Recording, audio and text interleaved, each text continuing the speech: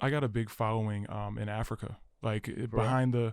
from what you see on Instagram is cool, like followers or whatever, but like the analytics behind my podcast, like Mm-hmm. what people don't see, like a ton of them are listening over there. So I That's wouldn't be fire. surprised if they started adding you. So when we That's talk fire. about like Google ads and all that, I market a lot of this over there. Mm. You know what I mean? That's dope. So and just like places that they're hungry for hip hop, That's right? dope. I watch a ton of Gary Vee videos, by the way, and he gives away so much free game about how content is king and how you get some of these like younger artists and everything like that, how they think they're so exclusive if they got a little bit in the, on the hard drive kind of saved up and all that. I'm like, yo, drop that.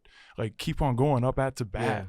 You know what I mean? But Yeah, of but course, I don't like wasting, Bill. People say that all the time to me. But these records, you're different though. These records be like, I can't recreate it. Yeah. It's like when I make a record and I know it's fire, I can't recreate that. Like Right. I honestly, if you erase my record by mistake, it doesn't matter if I have it written. I would not say it again. Ooh. Because I can't say it again. I can't say it the same way. Yeah. It's impossible. Fred, can you do it? It's impossible to get the same feeling unless you're still in the booth while you did it. Yeah. You can't wait a few weeks and recreate that. You get what I'm saying? Yeah, 100%. So I hold them shits dearly unless like to my heart unless it's time for it to go. Unless I have a plan for it, I don't just frisbee records because I don't like to waste records. Yeah. I like everyone to hear it. I want it to be a splash every fucking time. Is there like an email list that you have like a tight circle of people like you kind of throw out records to or anything like that before they come out? No. And I just asked that just so I can get on that list. You know what I mean? Nah, I'm gonna be real with you. I probably let like 2 people hear. Yeah. And then everyone else hears it in the studio. Okay. Because I'll record in my crib, but then I'll set up a studio session where everyone can come to. Nice.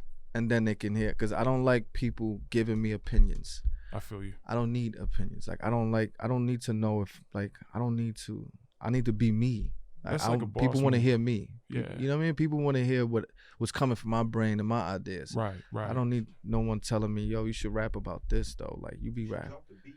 Yo, you should you should make a club. Like people be like, yo, bro, you don't be taking my advice, my nigga. Like trust me, bro. I know this shit. Yeah. And I'll be like, all right, cool. What should I do?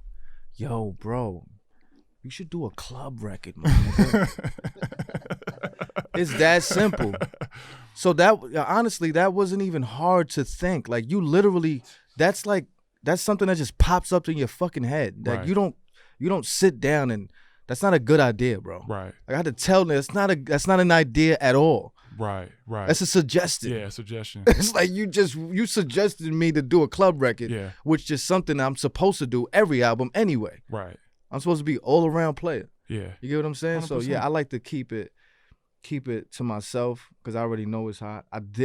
I went through my career doing that, asking people to the point where it's like, why do I need to ask anyone if when I do play it, it's a go? Mm-hmm. No, it's fire. Yeah. You get what I'm saying? 100%. Yeah. Like Cam, like this artist in Dipset that had to go back. Like Jewels is my guy, but his first album, he had to go back to the drawing board because they wasn't feeling a certain single and shit like that. I never had to go through that. Like I literally every record I brung, let's go. This is it. This is it. This is it. You know what I mean? So I just when it comes to records, it's a bad habit of holding records, but it's because You're a I want it to be perfectionist. I want it to be right. I want it to be right. I want it to be right. It's not gonna be on no Kendrick shit where I'm ghost for like 8 years, 7 years. Yeah, that's strange. Kendrick, yeah, Kendrick is nice too, but he get low, bro. Oh. He get low. You know, we were kind of talking a little bit earlier about that one track that kind of flowed in, and this is not a suggestion. Mm-hmm. It's just something I happened to notice. Is it a good idea or a suggestion? It's just like an idea. I just thought that, like Levels In on that was kind of one of those vibes where it kind of, came in like that. I was just like, I'd like to see maybe a little bit more of that. Yeah, Levels In, right? Not a suggestion, just Facts. something I No, noticed. facts. You know what I mean? Facts. So No, that's good. That's good. Levels In is really That's my different shit. from saying, yo, you should do a club record. Yeah. You should do a female record. That's different than saying that. That's dope because Levels In is my shit. That was like a powerful, what you call that? Like a soulful Yeah. type of record. Like that's the shit when I said Fred the God. This is Fred the This is God Fred. saying, Yeah. Like what? Yeah, You know who's supposed to be on there? No, it's not. But you know who's supposed to be on there? Jewels is supposed to be on the second verse. Yeah. Ooh, what happened? I spoke to Jewels. He couldn't do it. I'm not gonna get into details, but he couldn't do it at the time. At the time. When'd you record that? And I had to do it. I had to put it out. Huh? When'd you record that? Has that been? That was for a while? that was recent. Oh, okay. Recent. Yeah, it had to be. I mean, I said the Fred, but I know I let him hear the first verse, and he was leaving Six Flags with his kids. He just came home. Just came home like 2 days. Yeah, he was just like, yo, I just left. Yo, bro, that shit crazy. Yeah. You went crazy. I like that one a lot. You know what I mean? But I just couldn't get his verse in time, so you know, I came on in the second verse was even crazier. Like what the Fred the God said. You know, it's funny you bring up the remix. We've kind of seen the remix kind of go to, you know, like retirement in a way. Yeah, that's a fact. Well, like, why is that? Honestly, I never really liked remixes, bro. I mean, Puff made the remix for the most part. Yeah, you know, so it's just kind of like ever since then they just kind of haven't been the same. You know, you get like collaborations where it's like we'll market something, we'll just kind of see if this works. A remix is kind of hard because then you have to match that level, and if it's not, then people won't like it. Right. It's like because honestly, it's harder because you're on the same beat, but you're switching the words to what people already know. People already used to certain words, and you switching it. I hate that. Remixes died when they was doing West Coast remix, East Coast remix. Yeah. Everybody. Yeah, that's interesting. Remix of the remix. It's funny you bring that up because we talked a little bit about Cassidy, but I felt like back then, like the A&Rs were trying to do something with Cassidy because he was like, you know, hot, and he had that hotel record with R. Kelly and all that. And then they kind of brought him like to the West Coast a little bit, and him and Swizz got on a track with Game called "Aim for the Head." Do you remember that track? Yeah, aim for the head. When you see him, go get him, nigga. That was fire. Yeah, right? that was super fire. Yeah. Hey, yo, shit real. I know how bagging the whole brick feel. Yeah. Big deal. Hit the garage and switch wheels. Yeah. My chick's real with the Minaj and tip drills. Give me a massage, then show me how them lips feel. Yeah, nah. That shit was I hard. just told him that was one of his crazy. Yeah, Cass is a beast. Cass is a beast. Crazy. You know what I mean? Cass been in his bag. You know what I mean? Especially back in those days, like AM to the PM. You know what I mean? Those type of records was crazy. And he got the hotel shit. You know what I mean? So yeah. Cass was one of them guys. He was cut from that cloth when it comes to the pen. Is he now getting into like the whole battle rap thing? Or what? You got to save that for Fred's next. Fred's doing the interview next, right? You got to save that. You got to save that because honestly, I'm gonna be real with you. I still got love for Cass. I just haven't spoken to him in a minute. You know what I mean? But it's all love. Okay, I don't know. I'm doing me. Yeah. Okay, I got you. I'm like I told you, I'm reserved. So if I didn't hear from you in a minute, there's nothing to talk about. Okay, I don't want to get into a situation that I'm not familiar with and all that. So yeah, definitely. I ain't got beef with nobody, nobody, bro. Okay, I ain't got beef with nobody. I'm a positive dude. Yeah, I got kind of a funny story from you, and shout out my boy, man. I was telling him this. I was like, man, if I ever run into Ryder, I'm gonna tell him this shit, man. I'm gonna go ahead and say it. I had this crazy dream one night, and I pulled up to Rucker Park, and in the Overcon? Yeah, some car, some drop.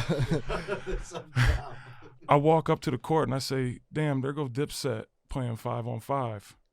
You got like Jewels, Cam. I don't think it's enough of us to play 5-on-5. But you got some fillers in there, you know what I mean? Yeah, you in your dream, a few faces were blurry. But we had Jim and Cam and everybody on like. That's what I said. It's not enough for 5-on-5. Oh, it was. Yeah, it is.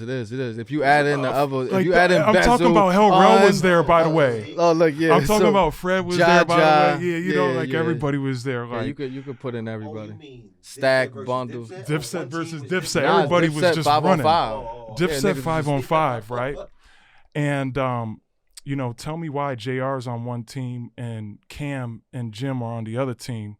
Oh, shit. JR crosses over in the lane, and then I look over to the left and Joel's going whoa, and tell me why JR takes off for some type of Blake Griffin and Jim fouls me. Well look look Cam and Jim were under the rim and they both jumped.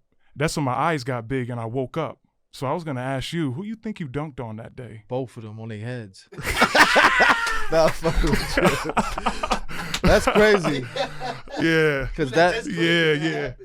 Oh, it happened. nah, it's crazy because that's how I feel. Like that's how I feel in the rap Yeah. world. As far as I mean, I as was far as my like, skill oh, now, it's like I'm dunking on their heads. You took off I'll throughout fuck the with you. lane. It was like this. Nah, Cam nice at ball. I Cam know, was yeah, nice. Cam was. I Yeah. actually met Cam once. I got the privilege to meet Cam. I'm not the type of guy that pulls out my phone and takes an Al Sharpton selfie with you. Facts. I dab you up and keep it moving. I Uh-huh. feel it's more respectable. But yeah, I met Cam in Houston one time. He was at the Okay. club, just kind of dabbed him up and said, "Yo, just show love. I respect what's it and up. everything like that." I never met Jewels. Never ran into Jim actually. I'd like to meet Jim too.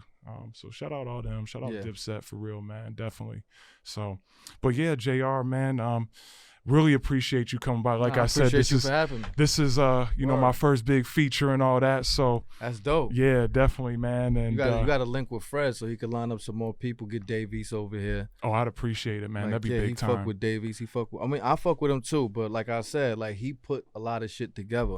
He put a lot of people together too. That'd be awesome, Important man. people together. So you know what I mean. Whoever you need, just let me know. Or let Fred know. Definitely, And they on deck. definitely, you know what man. I'd really Because appreciate that. and I'll vouch for this podcast. Like I this is appreciate my it, man. first podcast besides Queen's Flip.